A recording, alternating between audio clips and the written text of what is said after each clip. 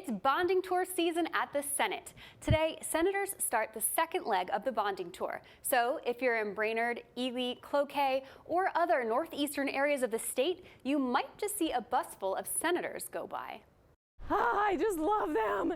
12 communities in 12 hours on one bus. It might not be your version of a perfect day, but for some, like Senator Ann Johnson Stewart, I just love these small towns. I love meeting the people. I love seeing the projects. I just love everything about it. She's one of the senators on the Capital Investment Committee, visiting communities across Minnesota, seeking state funds for infrastructure projects. I really love this idea that government should hold a few values really sacred. I really think one of the core purposes of government is to provide clean water and sanitation. Roads, bridges, saving lives are incredibly important. Making sure we have clean drinking water.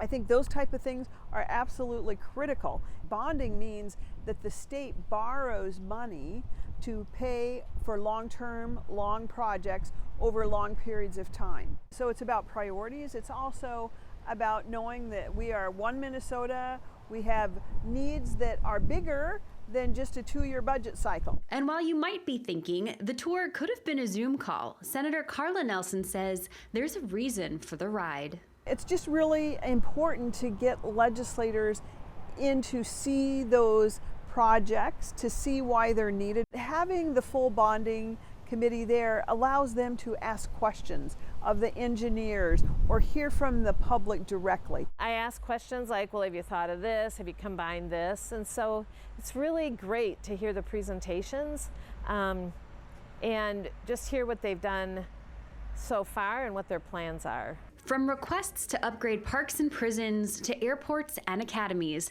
senators see it all. But this year, there was a theme. The majority of the projects we visited were drinking water or wastewater. Most of our wastewater systems were built in the 70s and 80s when the federal government gave a huge amount of money to individual cities to create their wastewater treatment plants. So because so many of those plants were built in the 70s, they're all failing at the same time. And when it comes to the need for bonding, it isn't urban versus rural or even red versus blue. It's important all across the state, whether it be in the rural area, regional centers, metro areas. My goal by the end of my time in the Senate is to make the bonding money that we give non-political. Infrastructure can be funded regardless of who represents them. While the amount of money the state has to offer these communities is currently unknown, the pressure to fund the projects is growing. We do have to get to the numbers, and we all should be focused on the numbers,